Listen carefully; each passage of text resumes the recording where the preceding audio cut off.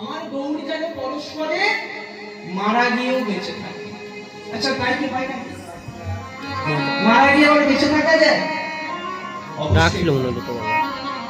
শ্রীবাস বেঁচে নেই, অদ্বৈত গদাধর মুরারি ছয় গোস্বামী 64 মাহান্ত বেঁচে আছে, কারণ গৌরসুন্দর তাদেরকে স্পর্শ করেছে।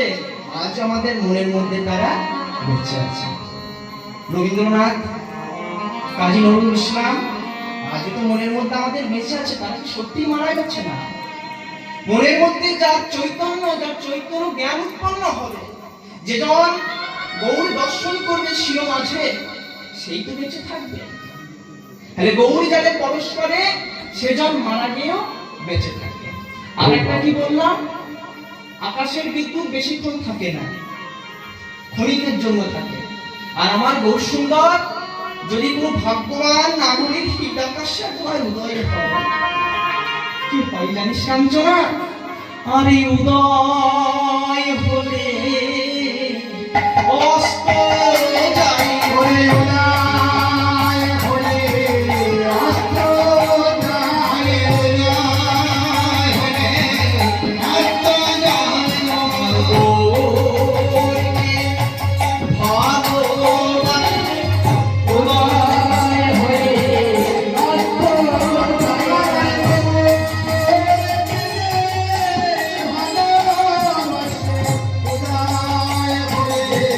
অস্ত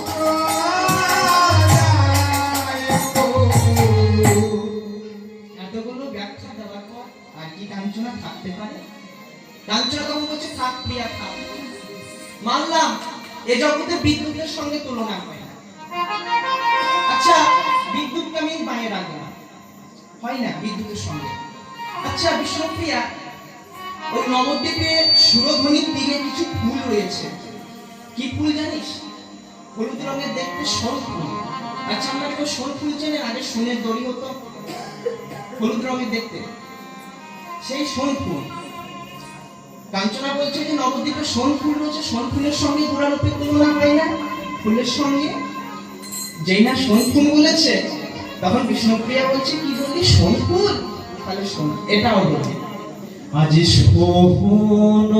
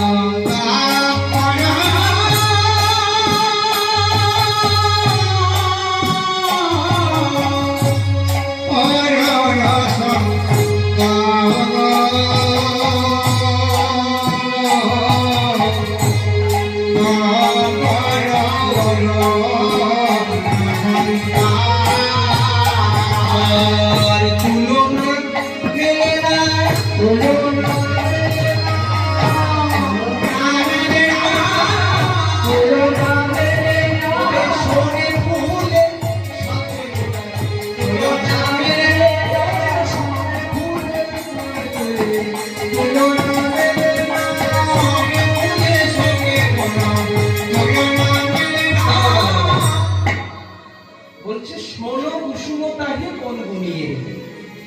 শোল ফুলের সাথে গোড়ারূপের তুলনা হয় না। কাঞ্চনা বলছে কেন হয় না?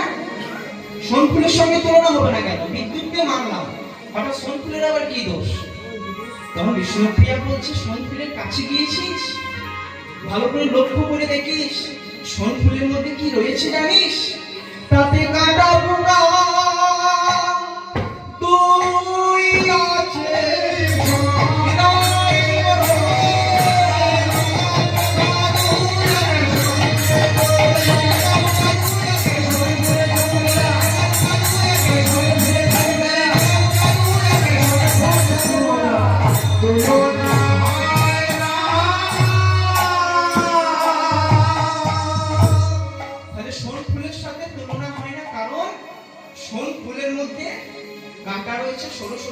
আছে, আর শোন ফুলের ভিতরে রয়েছে পোকা।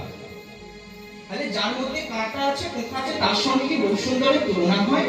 কোনোদিন না। তেমনি এই আমাদের মানব দেহ, এটাও একটা ফুল, এটাও একটা ফুল। আমাদের মানব দেহের মধ্যে কি কাঁটা নেই, পোকা নেই? অবশ্যই আছে। ওরে কাঞ্চনা, আমাদের এই দেহ ফুলের মধ্যেও কাঁটা আছে, পোকা আছে, জানিস? কটি কাঁটা কটি পোকা আছে জানিস?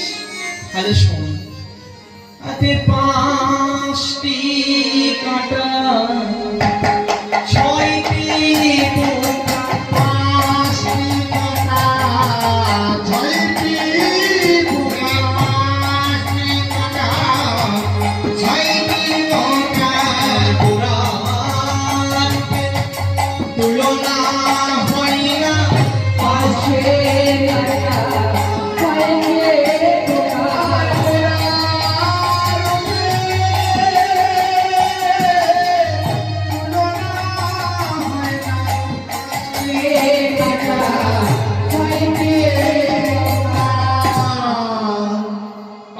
কাঁটা আর 6টি পোকা।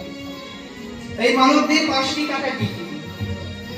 5টি কাঁটা হচ্ছে জাতি, বিদ্যা, মহৎ, রূপ, যৌবন। এই জন্য মানবদের 5টি কাঁটা। আর 6টি পোকা। পোকা কি কি?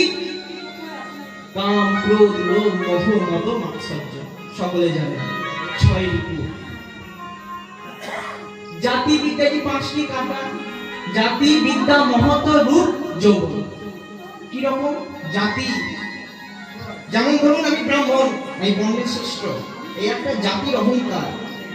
ক্ষমা করবেন যদি কেউ থাকে, বুঝানোর জন্য বলছি। যদি কেউ ভাবে যে আমি ব্রাহ্মণ, বর্ণের শ্রেষ্ঠ, আর একটা জাতির অহংকার। বিদ্যা, জাতি, বিদ্যা, বিদ্যা, আমি অনেক ডিগ্রি নিয়ে পাশ করেছি, আমি অনেক উচ্চ শিক্ষিত, এই যে একটা বিদ্যার অহংকার। মহৎ, মহৎ অর্থাৎ আমার অনেক নাম, আমি অনেক বড় চাকরি করি, আমি অনেক বড় গাড়ি, এটা যদি মনে করি এটা মহৎ, অনেক একটা অহংকার হচ্ছে মনের মধ্যে। জাতি, বিদ্যা, মহৎ, রূপ, আরে কি দেখতে, অনেকজন বলে না সেটা গান করছে দেখতে কেমন লাগে, এই যে রূপের অহংকার। রূপের অহংকার, যৌবন, আমার কম বয়স, এই অহংকার যদি থাকে তবে তোমার মানব দেহকে চলে তুলে মানব দেহকে শেষ করে দিচ্ছে। এই 5টা অহংকারে, এই 5টা অহংকারকে আমাদের ত্যাগ করতে হবে, তবে আমরা গ্রহণ দর্শন করতে পারবো। আর ষড়রিপু, কাম, ক্রোধ, লোভ, মোহ, মদ, মাৎসর্য, এটা অনেকে জানে, বিষয় অনেকটা বাড়ালেই বাড়াতে পারে। তাহলে মানব দেহে 5টি কাঁটা, 6টি পোকা। তাহলে এই জগতে তুলনা হয় না। আমার পুরারূপের সঙ্গে সোন ফুলের তুলনা না, সোন ফুলের সঙ্গে কাঁটা আছে, আবার পোকা আছে। প্রাতর অরুণ সন্তান, অরুণ, অরুণ কেমন? অরুণ হচ্ছে সূর্যের রথের সারথি, সূর্যের যে রথ চালায় তার নাম হচ্ছে অরুণ। এই অরুণের যদি জন্ম বৃত্তান্ত যদি কেউ জানেন, দেখবেন অরুণ কিন্তু জন্ম থেকে বিকলাঙ্গ, হাতের আঙুলে মানে একটা অর্ধ পাখি এবং অর্ধেক মানুষ, একটা বিকলাঙ্গ। তাহলে এই বিকলাঙ্গের সঙ্গে আমার গোড়ারূপের তুলনা হয় না, তাহলে সোন ফুলের সঙ্গে তুলনা হয় না, অরুণের সঙ্গে তুলনা হয় না।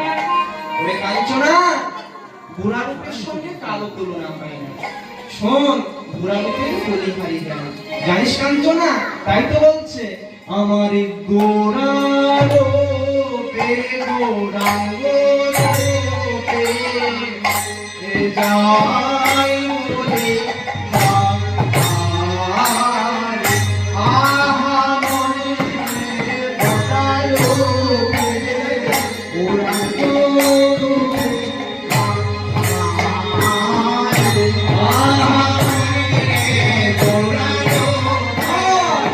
তুলনা হয় না।